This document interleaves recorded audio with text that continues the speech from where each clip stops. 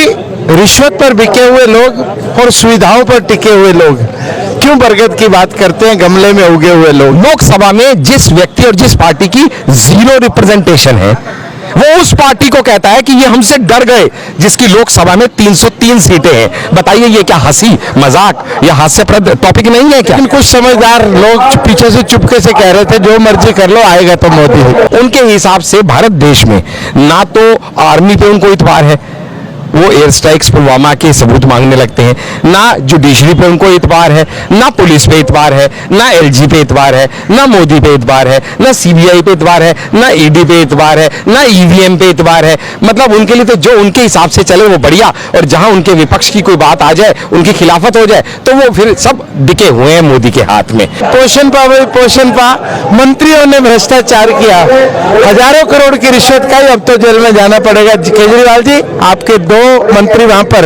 आपके इंतजार कर रहे हैं, वहां महफिल जमा करेगी, तिहाड़ पहुंचिए, तिहाड़ के लोग आपका इंतजार कर रहे हैं। अरे तुम औरों के स्टैंडर्ड सेट किए हुए को क्या मानोगे? अपने सेट किए हुए स्टैंडर्ड्स को तो मान लो, क्योंकि तुमने कहा था जब किसी के ऊपर इल्जाम लगता है ना, तो इल्जाम लगते ही उसको इस्तीफा दे देना चाहिए। क्या हो गया सत्येंद्र जैन का इस्तीफा? 10 महीने बाद उसका इस्तीफा लिया आपने, वो भी जब मनीष सिसोदिया का लेना पड़ा तो। और इल्जाम तो आज आपके ऊपर भी लग रहा है, तो क्या आपने अपना इस्तीफा दे दिया?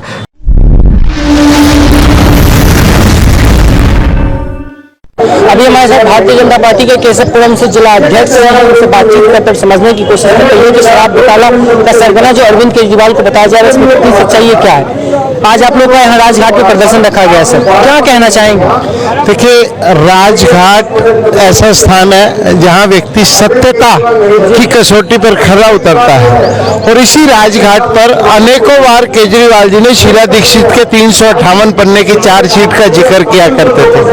आंदोलन से उपजी ये पार्टी बार बार अपने आप को सत्यवादी हरीशचंद्र बताती थी, लेकिन 7 साल कालांतर में इन्होंने अनेकों ऐसे काम कर दिए जिससे इनकी अपनी कसौटी फेल हो गई।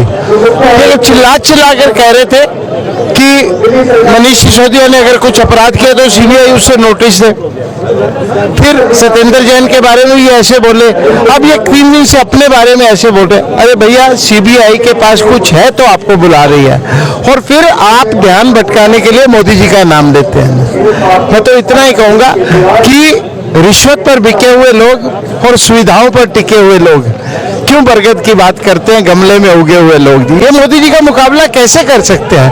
मोदी जी के 8 साल के कार्यकाल में किसी भी मंत्री पर 1 रुपए का भी काला दाग नहीं लगा है, और इनके 38 विधायकों पर FIR मुकदमे चल रहे हैं, 3-3 मंत्री जेल में हैं, और उसके बाद ही अपने आप को सत्यवादी बता रहे हैं। आज भारतीय जनता पार्टी का हर कार्यकर्ता CBI में जब उनकी आज पेशी है, हम मजबूती के साथ शराब घोटाले की असलियत को जनता के सामने रखने के लिए यहाँ पर एकत्रित। सर वो तो कल ही कह रहे थे प्रेस कॉन्फ्रेंस में कि हमारे यहाँ हम कट्टर ईमानदार नहीं, तो देश में कोई कट्टर ईमानदार नहीं है। देखिए, वो कहते कि अपने मियाँ मिट्ठू बनना, वो कह रहे हैं ना जी, क्यों नहीं वो साइन करते फाइलों पर मुख्यमंत्री होने के बावजूद जी? क्यों उनके मुख्यमंत्री काल में अनेक जो मंत्रियां वो जेल में चले गए जी? अगर वो ईमानदार है तो ईमानदारी का परिचय दे। एक बात और मैं बता रहा हूँ, वो स्मार्ट बहुत है और अटेंशन सीकर भी है। उन्हें पता है, क्योंकि वो इतने चालबाज है, उन्हें पता है कब क्या बोलना है जी। अब कल वो चिल्ला के संजय सिंह बोल रहे थे, उनके साथी जो है, कि हमें जहर दे दो, हमें गोली मार दो। अरे भैया, ये लोकतंत्र है, यहाँ न्यायपालिका निर्णय देती है, जनता केवल चुनाव में निर्णय देती है, लेकिन लोकतंत्र में न्यायपालिका जिम्मेदार। अगर आप ईरान, इराक, पाकिस्तान या किसी और देश में होते तो हजारों बार आपको गोली से उड़ा दिया गया होता, लेकिन ये भारतवर्ष है जहां हर बात को कहने के लिए आपको अवसर मिलता है, मौका मिलता है, और अगर आप निर्दोष साबित हो भी गए तो तब भी तो कोर्ट आपको छोड़ ही देगी ना। तो आप जाने से डरिए मत, चिल्लाइए मत, बौखलाइए मत, अपने सबूतों के साथ वहां पर जाइए। ऐसे ही आप पे बात बनती है। मैं अभी बोल रहा था तो मैंने कहा था कि पोषण पा भाई पोषण पा, मंत्रियों ने भ्रष्टाचार किया, हजारों करोड़ की रिश्वत खाई, अब तो जेल में जाना पड़ेगा। केजरीवाल जी, आपके 2 मंत्री वहां पर आपके इंतजार कर रहे हैं, वहां महफिल जमा करेगी, तिहाड़ पहुंचिए, तिहाड़ के लोग आपका इंतजार कर रहे हैं। राजनीतिक पार्टी होने के साथ साथ जनता भी है, हम इंतजार कर रहे हैं कि CBI न्याय करेगी जी। आखिरी में ये भी ले लेते हैं, 2024 आ रहा है, प्रधानमंत्री बनने की बात कर रहे हैं। नीतीश कुमार भी कल उनका समर्थन कर रहे थे, आरजेडी के नेता मनोज झा भी उनका समर्थन कर रहे हैं, तमाम विपक्षी दल भी उनके समर्थन में उतर गए हैं। देखिए, ये टोला है जो एक दूसरे को खिलाफ बोलते हैं, एक दूसरे को गाली देते हैं और चुनाव आने के समय एक छतरी के नीचे खड़े होने का नाटक करते हैं।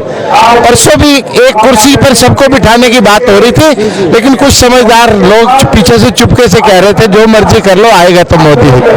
हम ईमानदार नहीं तो कोई ईमानदार नहीं सर। जी, सबसे पहले तो मैं कहूंगा कि एक इंग्लिश में कोटेशन है, do you have your arm long enough to pat your own back, कि आप अपना ही ढोल खुद बजाने के लिए तैयार हैं। तो अरविंद केजरीवाल जी ने आज ये साबित कर दिया प्रेस कॉन्फ्रेंस में शब्द बोल के कि अगर अरविंद केजरीवाल ईमानदार नहीं है तो इस देश में कोई ईमानदार नहीं है। यानी अपने आप को देश का सबसे बड़ा ईमानदार व्यक्ति उन्होंने घोषित कर दिया। खुद अपनी तारीफ में इतने कसीदे पढ़ना ये मुझे लगता नहीं किसी और के बस की बात है सिवाय अरविंद केजरीवाल के। आपके दर्शकों को समझना पड़ेगा कि अरविंद केजरीवाल एंड गैंग का जो काम करने का तरीका है। कौन गैंग कौन है सर? ये उनकी पूरी पार्टी जो है, जो धीरे धीरे पहुंचती जा रही है ना तिहाड़ में, उनकी अगली बैठक अब पार्टी की यानी इस गैंग की अब तिहाड़ में ही तो होने वाली है। जी, अभी आप देखिएगा कि उनका जो सबसे बढ़िया काम करने का जो तरीका है, दो मेन फिलॉसफीज वो काम करते हैं। पहला तो शूट एंड स्कूप, किसी पे कोई भी इल्जाम लगाइए। उनके हिसाब से भारत देश में ना तो आर्मी पे उनको इतबार है, वो एयर स्ट्राइक्स पुलवामा के सबूत मांगने लगते हैं, ना जुडिशरी पे उनको इतबार है, ना पुलिस पे इतबार है, ना एलजी पे इतबार है, ना मोदी पे इतबार है, ना सीबीआई पे इतबार है, ना ईडी पे इतबार है, ना ईवीएम पे इतबार है। मतलब उनके लिए तो जो उनके हिसाब से चले वो बढ़िया, और जहां उनके विपक्ष की कोई बात आ जाए, उनकी खिलाफत हो जाए, तो वो फिर सब बिके हुए हैं मोदी के हाथ में। ये तो उनकी सोच है। और दूसरा जो उनकी फिलॉसफी है वो है विक्टिम कार्ड प्ले करना।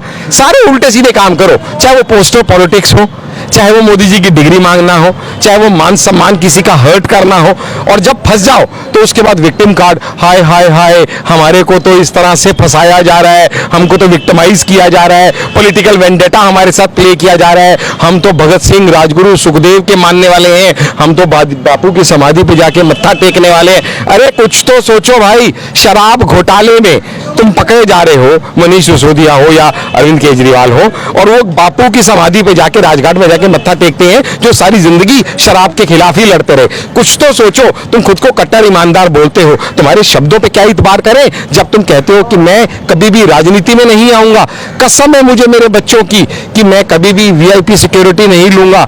और उसके बाद होता क्या है, तुम सारी कस्में तोड़ के, बच्चों तक की कस्में तोड़ के सब अपना कहा हुआ थूका हुआ चाट लेते हो। अरे तुम औरों के स्टैंडर्ड सेट किए हुए को क्या मानोगे, अपने सेट किए हुए स्टैंडर्ड्स को तो मान लो, क्योंकि तुमने कहा था जब किसी के ऊपर इल्जाम लगता है ना तो इल्जाम लगते ही उसको इस्तीफा दे देना चाहिए। क्या हो गया सत्येंद्र जैन का इस्तीफा? 10 महीने बाद उसका इस्तीफा लिया आपने, वो भी जब मनीष सिसोदिया का लेना पड़ा तो। और इल्जाम तो आज आपके ऊपर भी लग रहा है, तो क्या आपने अपना इस्तीफा दे दिया? जवाब है नहीं। तो बहुत सारे सवालों के जवाब अरविंद केजरीवाल को देने होंगे जो आज सीबीआई उनसे ग्रिलिंग के दौरान पूछेगी या पूछ रही होगी। इस समय भी रीजन क्या है उनको जवाब देना होगा, कि इसलिए डरना तो पड़ेगा हर उस व्यक्ति को जिसने मोदी के अगेंस्ट बोला है, ऐसा नहीं जिसने देश के अगेंस्ट काम किया है, कि वो दिल्ली के मुख्यमंत्री हैं। लोकसभा में जिस व्यक्ति और जिस पार्टी की 0 रिप्रेजेंटेशन है, वो उस पार्टी को कहता है कि ये हमसे डर गए जिसकी लोकसभा में 303 सीटें हैं। बताइए ये क्या हंसी मजाक या हास्यप्रद टॉपिक नहीं है क्या? आप खुद सोच के देखिएगा। और दूसरी बात, कभी खुद को राजगुरु सुखदेव कहना, कभी अपने भ्रष्ट मंत्रियों के लिए भारत रत्न मांगना, कभी खुद को कृष्ण से मिलाना, ये सब हिंदू आस्थाओं के साथ किए गए खिलवाड़ का उनका एक और सबूत है। अरे जो आदमी कश्मीर फाइल जैसी पिक्चर के ऊपर अपनी विधानसभा के ऊपर दहाड़े मार के हंस सकता है, वो कितना संवेदनशील है वो दुनिया देख चुकी। जो आदमी खुद विधानसभा में चीफ मिनिस्टर होते हुए पहली बार ऐसा हुआ कि एक चीफ मिनिस्टर ऐसे कह रहा है, कौन एलजी, किसका एलजी, कहां का एलजी, इस तरह की भाषा एक संवैधानिक पद पर बैठे हुए दूसरे से उच्च संवैधानिक पद पर बैठे व्यक्ति के लिए इस्तेमाल करना, वो कितना उसको मान सम्मान है पदों का, वो दुनिया देख चुकी। कल की भी उनकी प्रेस कॉन्फ्रेंस आपके माध्यम से बहुत सारे लोगों ने देखी होगी। उस प्रेस कॉन्फ्रेंस में एक भी सवाल का उन्होंने जवाब दिया क्या? उनकी प्रेस कॉन्फ्रेंस से पहले बीजेपी ने उनसे कुछ सवाल दागे थे, 5 सवाल दागे थे, आपको ध्यान में होगा, गौरव भाटिया जी ने एक भी सवाल का जवाब नहीं दिया। किया क्या? उन्होंने फिर से इंडिया को डिफेम करने का काम किया। हमारी इंस्टीट्यूशन सीबीआई, जिसके ऊपर हमें मान है, नाज है, गर्व है, उस इंस्टीट्यूशन को दाग करने का उन्होंने फिर से काम किया जब उन्होंने उसको एक अधिकारी गुंडे की तरह काम करते हुए इंस्टीट्यूशन बता दिया। जब कहा कि ये बेमतलब में लोगों पे इल्जाम लगाती है, लोगों को जबरदस्ती फंसाती है, झूठे डॉक्यूमेंट पे साइन कराती है, इतना ही नहीं लोगों को वर्गलाती है, डराती है, साथ के कमरे में परिजन को, फैमिली मेंबर्स को बिठाती है कि अगर तुमने इस पे साइन नहीं किए तो सोच लो इसका क्या होगा, ये बिटिया तुम्हारी कॉलेज जाएगी या नहीं जाएगी। आजकल के डिजिटल युग में जब एक एक छोटी छोटी खबर कहां कहां तक जा रही है, सोच के देखिएगा एक सीएम के इस तरह के वक्तव्य को अपने पीएम के against anti India tool kit वाले कहां और किस तरीके से इस्तेमाल करेंगे। क्या इतनी भी समझ, राजनीतिक परिपक्वता उनको नहीं है कि वो किसके बारे में और क्या बात कर रहे हैं? क्योंकि पास्ट में भी हमने देखा है राहुल गांधी के भी कुछ कमेंट्स को एंटी इंडिया टूल किट वालों ने कैसे हाथों हाथ उठा लिया था। अब इनके कमेंट्स को भी उठाया जाएगा, लेकिन इनको चीप पॉपुलैरिटी चाहिए, किसी भी कीमत पे चाहिए। मोदी से द्वेष करते करते ये इतना ज्यादा द्वेष में इस समय रंगे जा चुके हैं कि ये कब एंटी इंडिया हो गए इन्हें पता भी नहीं चलता। इनका खालिस्तान प्रेम तो दुनिया जानती है, वो सब हमसे छुपा हुआ नहीं और आपके दर्शक इससे भली भांति परिचित है।